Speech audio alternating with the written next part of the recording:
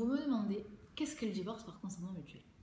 Le divorce par consentement mutuel, c'est une séparation choisie par les époux, à l'amiable, dans laquelle, de la même manière que les époux ont pu établir ou pas un contrat de mariage, ils vont établir un contrat de divorce, une convention de divorce, qui va être présentée au juge, et le juge ne va qu'homologuer cette convention.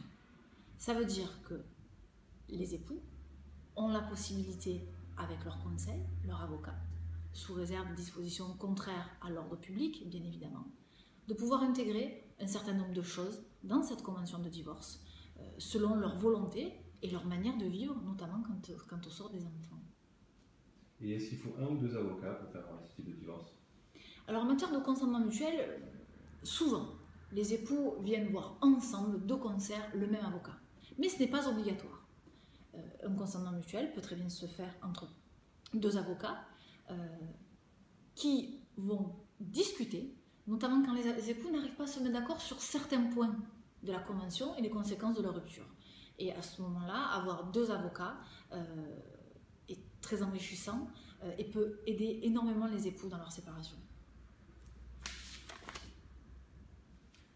Maître Rebaud, quels sont les conseils dans le cadre d'un consentement mutuel, les points qui nécessitent une attention particulière de la part des époux? Dans le consentement mutuel, il faut être très vigilant sur les enfants, les droits réservés aux enfants, c'est primordial. Mais là où il faut être très vigilant surtout, c'est sur l'aspect financier.